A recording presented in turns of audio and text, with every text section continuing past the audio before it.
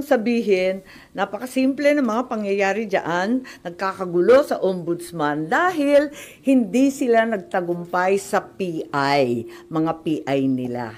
Hindi rin sila umubra sa impeachment, kaya narito na tayo ngayon. Ipipilit nila na si Boying maging ombudsman para ipakulong si VP Inday Sara bago mag-2027 at hindi lang si Inday Sara, kundi lahat ng mga Duterte, kaalyado ng mga Duterte, baka pati ako. Yan ay sa gitna ng paghihirap ng mga Pilipinong binabaha ng tubig, ng korupsyon at ng kawalang aksyon. Tinutukan ko ang Plan A nila na People's Initiative Chacha. Binuking ko ang Plan B, yung impeachment, para mawala sa landas nila si VP Sara sa 2028. Ngayon, nasa Plan C na po tayo, sa ombudsman naman. Noon pa'y nakita ko na, kaya ako nagsampa ng kaso nung May 2, nandun ako sa ombudsman. Kung hindi kayo titigil sa pamumulitika, mag-asaran tayo. Hindi ko rin kayo tatantanan. Para kayong mga kabayong na katapalodo sa 2028, 2026 pa lang ngayon. Napapabayaan nyo ang bayan sa kakaisip ng ambisyon at paraan paano nyo buburahin ang mga nakaharang sa mga maiitim ninyong plano. Nasa 2028 na kayo. 2026 pa lang. Paano makakaligtas at mabubuhay ang Pilipino 2026, 2027? Paano makakaraos? Hindi sila tulad ng mga buhaya na kaya sa lupa at lumalangoy sa baha, walang pakialam. Ngayon, ang OMB, Bantayog ng Katwiran, para sa mga lingkod bayan. Pati ba naman yan, gusto ninyong baluktutin? Habang nagsusumikap ang lahat ng tapat, habang ang lahat ng Pilipino ay galit dahil gustong makakita ng tuwid, habang pilit naming nire-reband na tuwid ang sistema, eto kayo at pilit nyong kinukulot, binabaluktot, ginugulo. Ang OMB ay opisina, hindi parlor. Tigilan nyo yan. Ang mensahe ko naman kay bagong Deputy OIC Ombudsman Vargas ay simple lamang. Kung nayayanig ka na sa pressure, isabuhay mo na lang ang sikat ng kanta ni April Boy Regino. Kapag nariyan na ang suhol, itaas mo ang iyong dalawang kamay ng ganito at sabihin, hindi ko kayang tanggapin. Wala lang. Naloloka na ako. Yes po. Git ninyo na plano nila na kaya ilagay Secretary Boying Remulla sa ombudsman para ipakulong si VP Sara at mga ka-alyado niya. Ano yun, suspicion o may nakuha kayo na mabigat na information na pinagbasihan nyo? Yes, marami po tayong information na talagang dito patungo ang paghalal ng isang ombudsman na kaibigan natin dati pero hindi naman natin mapagkakailay. Ang labo-labo naman ng ganon. Kaya tututulan ko po at magtiisan po tayo. Hindi natin kakayanin yan at hindi dapat mangyari yan.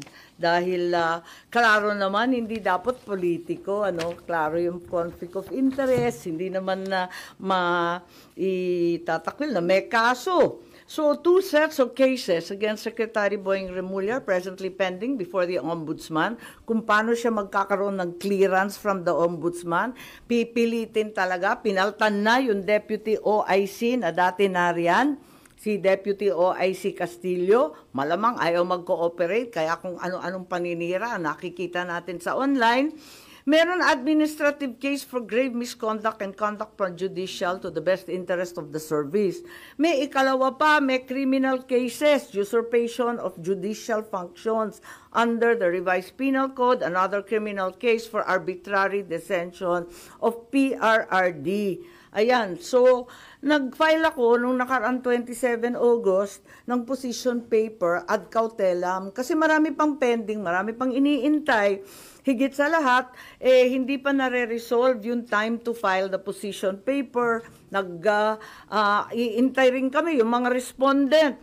Panay ang extension of time to file, wala pa, hindi pa pinipila, tapos yung counter affidavit pa. And then Marbil, si General Marbil, may motion to withdraw pa his rejoinder affidavit. So ang dami pang nakatenga, dapat talaga, pasok na yan sa preliminary investigation. Di naman nila pwedeng i-dismiss kasi umandar na yung kaso Meron pa akong motion for clarificatory hearing. Meron pa akong motion for supplemental position paper. Kaya, ayun, nung nag-file ako nung 27 August, yung sumunod na araw, wala, tinanggal na si OIC Ombudsman Marie Flor Punsalan Castillo. Bigla-bigla ang pinasok yung Deputy Ombudsman sa Visayas, si Dante Vargas naman. Ang daing naririnig, ang daming haka-haka, ang daming pinapakita na sinisiraan na nga si OIC Ombudsman Castillo na dati-rati wala naman tayong naririnig tungkol dyan. Kung ano-anong district engineer flood zone control, talaga naman nasa uso bigla. Ang totoo, ang balita, ang pagkakilala kay Justice Punsalan Castillo, hindi daw yan napapagsabihan kasi very independent-minded at very legalista. Kaya hindi talaga nauuto, hindi talaga nasusuhulan, yun na nga. Tapos may issue pa na yung bagong OIC Ombudsman Vargas, ang asawa daw, kaklase daw ni Secretary Boying sa UP Law. Therefore, there's extremely heavy pressure to dismiss the case against Boying. At eto nga, na itong kaso ay madidismiss ngayong linggo. Bakit i-dismiss yan? Yan ang tanong ko. At ang balita, immediately executory ang ilalabas. It's also alleged that even though the time for filing of the motion for reconsideration has not lapsed, the OIC will nonetheless issue an ombudsman clearance para tuloy-tuloy ang pag-appoint kay Boying. It's very bothersome if the cases will be dismissed days after the position papers were filed. Kulang pa yung response galing sa mga respondent. Marami pang pending incident. I-dismiss. Ang dami pang nakatenga. Hindi ba nakakaduda yan?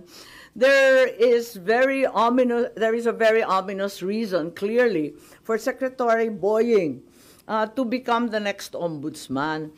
It's the new phase in the effort to get rid of VP Sara before 2028. And since the PI failed, the impeachment failed, therefore the third attempt is lawfare at its very worst. Imprison Inday Sara, all the Duterte allies, including myself, perhaps, to be harassed by cases with the new ombudsman. Plunder will be the name of the game, no bail, and imprisonment until 2028. I will be very, very surprised kung aabot si VP Sara na malaya kapag naupo itong uri ng ombudsman. Kaya ako, magpa-file ako ng opposition, pati sa JBC, dahil klarong-klaro yung conflict of interest, tapos magiging magulo. Kapag itong mga kaso sa PRRD arrest will be rendered ineffective. Halimbawa, if the OIC Ombudsman caves to pressure, dismisses na nga the cases, pati yung MR i-dismiss, mapupunta sa CA, sa Supreme Court, paano yan? Kahit i-reverse ng CA or Supreme Court yung OIC Ombudsman, orders the dismissal from service, declares he's perpetually disqualified. Paano ma-enforce yung desisyon na yan kung si Secretary Boying ay nakaupo ng ombudsman? He can only be removed by impeachment. It may not be amiss to inform the JBC as well as the present OIC Ombudsman that we understand and commiserate with the unbearable, tremendous pressure to issue a clearance. That way, the JBC is apprised to scrutinize more carefully instead the circumstances surrounding the issuance of said clearance or certification, if and when that will be issued. Yun lang. Yan yung ganong plano to read BP Sara and then i-dismiss yung kaso against Justice Secretary Remulla para may appoint siya sa ombudsman? Well, balitang-balita ang pressure sa mga investigador, matindi ang pressure, naririnig natin sa JBC at nakita natin ang mga galaw, di ba? Pinapaltan ang karapat-dapat na Deputy OIC na wala namang bahid at wala namang dahilan, biglang tinanggal at iba yung linagay, nakakapagtaka talaga. At saka yung time frame, talagang sapilitan, as a deadline. May mga deadline silang hinahabol. Ma'am, ano pang magagawa pa po nung isasubmit yung opposition kung ongoing na po yung selection ng JBC ngayon for ombudsman po? Oo nga, yun, na talagang tignan natin, sana makinig sila and sana intindihin nila kung gaano kaihalaga ito sa buhay ng ating bansa. Na isang tabi na ng todo-todo ang problema ng baha. Malunod na tayo sa tubig at korupsyon, basta yung ambisyon na lamang ng iilan ang nangingibabaw. Good morning. Ma'am, ngayon yata isasalang sa JBC interview si Natapos na, alas 10. Oh. Pero yung opposition nyo po na-file or na-discuss nyo po ba kay Senator Alan as member ng JBC representing Kakausapin the ko Senate? mamaya. Nagulat kasi ako, hindi ko akalain na magpapa-interview. Akala ko bawal yun hanggat walang clearance. Tapos Aminin yun ko, po, hindi ko alam na kanina naka-schedule agad-agad. will you also question his being included sa shortlist? At tignan natin kung anong gagawin. Pero hanggat maaari, talagang pipilitin ko hanggat kaya at tututulan. Tulad nga ng sinabi ko kanina, ay nako, hindi ko rin kayo tatantanan kasi klarong-klaro naman ang moves nila. May message din po sa Garapala na po. ang mensahe niyo po sa ading niyo na ultimately siya na may appointing authority. Ay nako, talaga naman, hindi yata nakikinig. Ma'am, kung ayaw nyo kay Sec Boying, kanino kayo doon sa 17 o 16 na iba pa?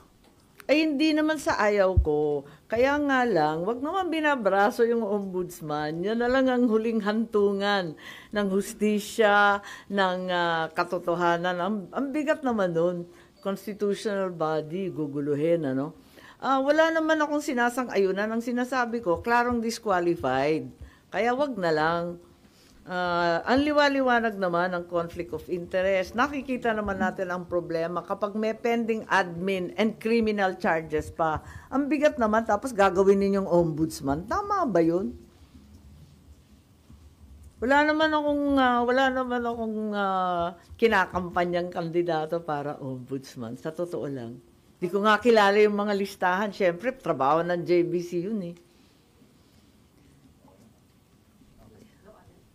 Wala na. Ibang issue lang. Ay, okay. Pero babalik pa ako sa budget. Okay, Oo, sige. yung madalian lang kung gusto nyo. Pero yun lang. Yes po. Ma'am, hindi ba parang ang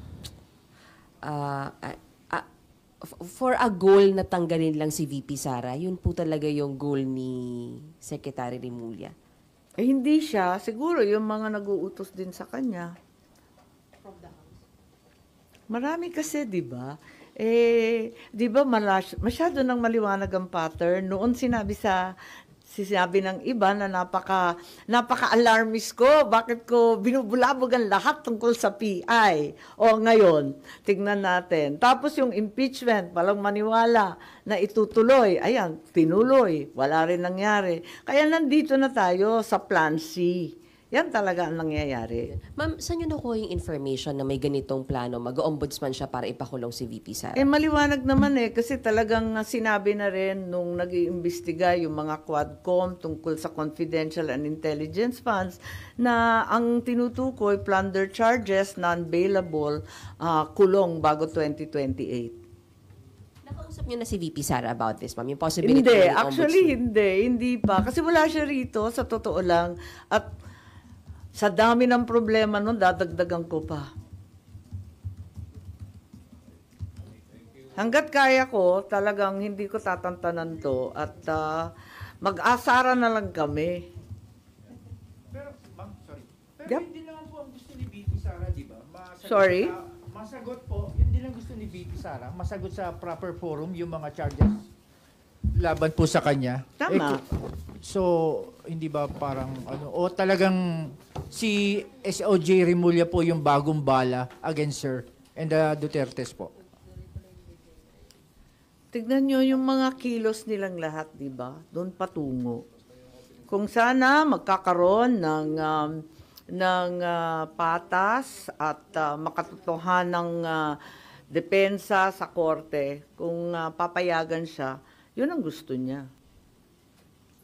Pero kapag ganito na brasuhan, may balitang suhol, ginagamit yung mga may personal relationship, pinapaltan yung walang kamalay-malay na justice. Kung ano-ano ang nangyayari, pipilitin ng JBC, pa-i-interviewin. Ang bihira, hindi ba nahalata na brasuhan na talaga ito ng todo-todo? Kaya sabi ko nga, kung ganyan at hindi kayo maawat sa pamumulitika, mag-asaran tayo, hindi ko rin kayo tatantanan. Considering yung composition ngayon ng JBC, umaasa kayo na pakinggan yung opposition? Oo naman, oo naman. May mga nakausap na kayo na member? Wala. Hindi ako naglalabi, nakakahiya naman po. Magpa-file siguro ako. When are you going to file your opposition? Asap, nagulat ako. Kanina nag-interview eh. Yung mga mention nyo, yun ang gagamitin yung mga arguments sa opposition. Oo. Tignan natin. Baka to follow na lang yung OMB clearance. Kaya nag-interview. Hindi ko alam.